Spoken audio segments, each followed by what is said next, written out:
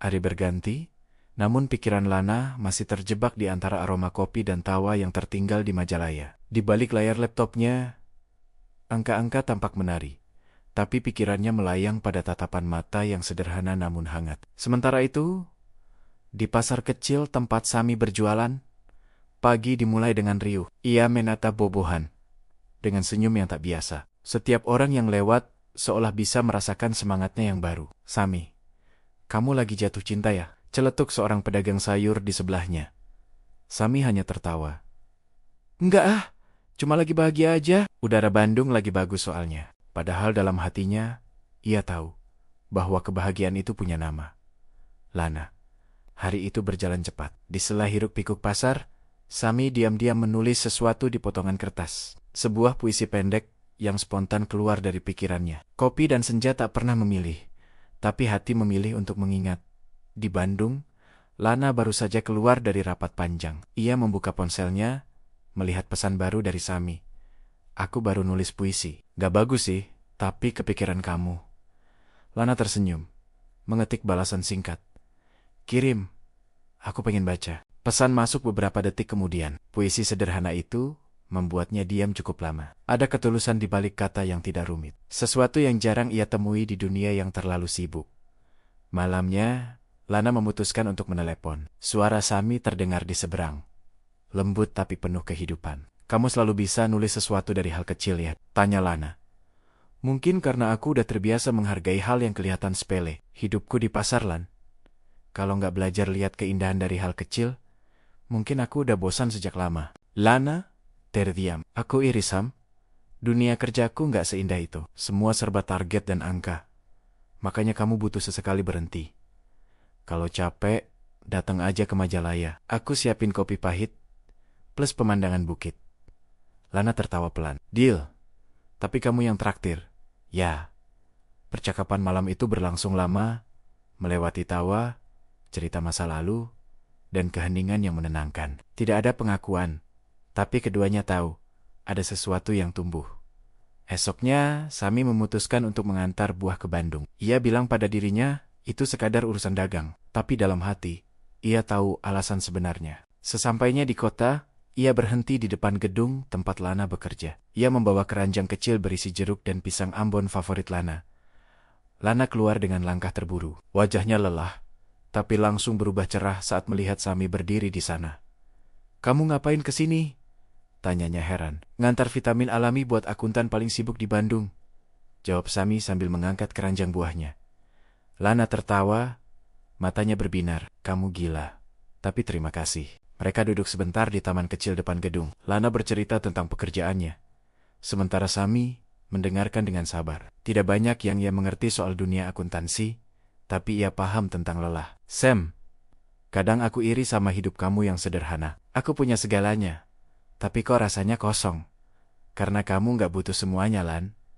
Kamu cuma butuh cukup. Dan cukup itu kadang cuma satu hal. Ketenangan."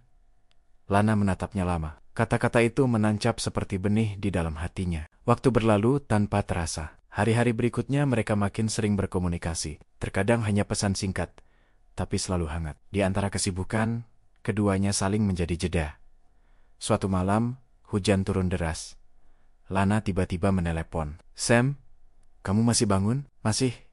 Aku baru aja selesai nutup lapak. Aku nggak tahu kenapa pengen dengar suara kamu."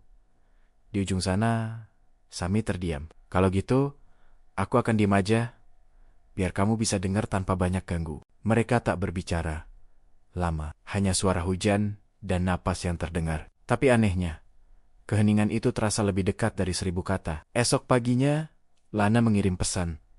"Terima kasih, kamu nggak ngomong apa-apa, tapi aku tenang.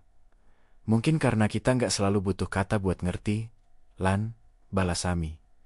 Hari berganti minggu. Kedekatan mereka mulai menjadi rahasia kecil yang indah. Tak ada status, tak ada janji, hanya rasa yang tumbuh alami. Hingga suatu sore, Sami menerima telepon dari seseorang yang tak ia duga.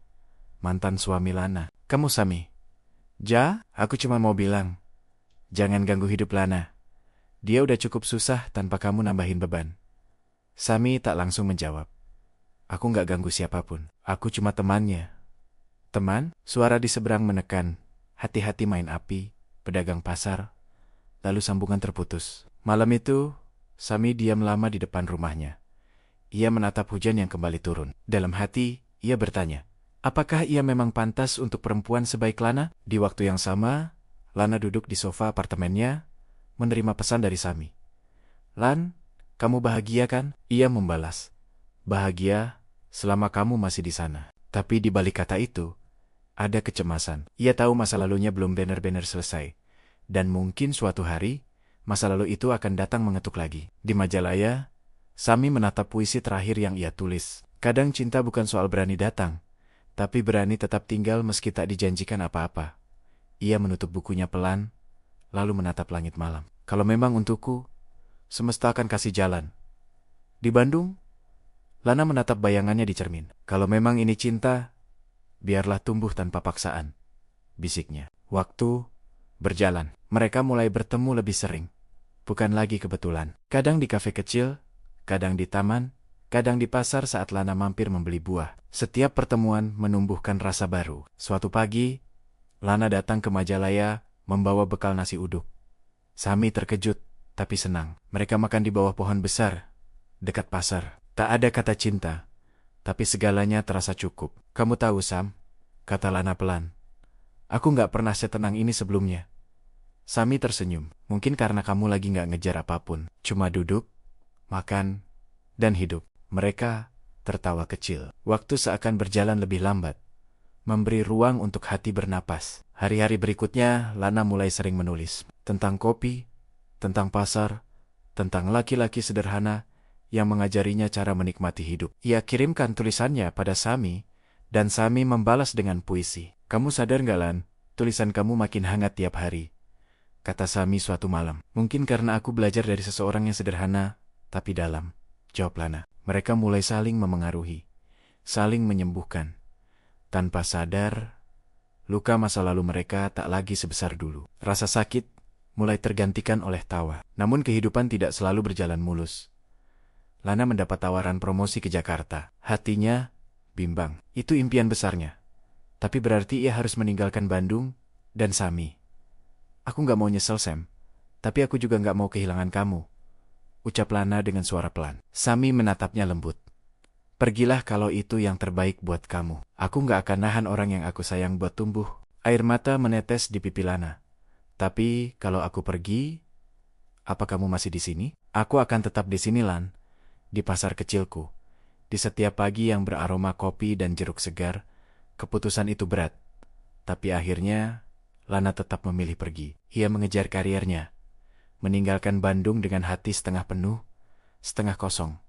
Waktu berlalu. 3 bulan kemudian, Lana kembali ke Bandung untuk urusan kerja. Ia sengaja datang lebih awal, hanya untuk mampir ke pasar Majalaya. Di sana, Sami masih di tempat yang sama. Rambutnya sedikit lebih panjang, tapi senyumnya tetap sama. Kamu balik, katanya pelan.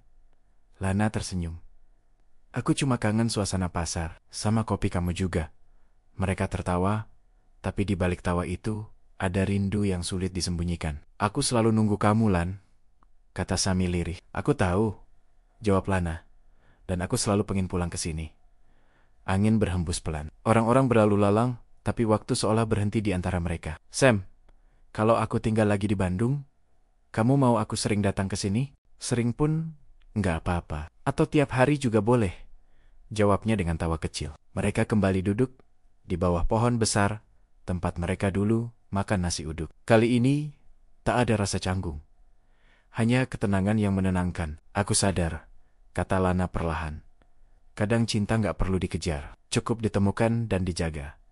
Sami mengangguk. Cinta itu kayak buah, Lan, kalau dipaksa matang, rasanya nggak manis. Mereka tertawa lagi, menertawakan hidup, menertawakan luka yang dulu terasa begitu berat. Matahari mulai condong ke barat. Di langit, warna jingga menari pelan. Lana menatap Sami dan berkata, aku nggak tahu akhir cerita kita gimana, tapi aku pengen lanjut nulisnya bareng kamu. Selama kamu mau, aku akan jadi bab yang nggak pernah kamu hapus, jawab Sami. Sore itu, di bawah langit Bandung, 2 hati yang dulu retak mulai utuh kembali. Tak dengan janji, tapi dengan kesederhanaan yang menumbuhkan harapan. Waktu berlalu, tapi kenangan mereka tetap hidup. Kadang dalam secangkir kopi, kadang dalam aroma buah segar, kadang dalam sepotong puisi. Lana menulis lagi.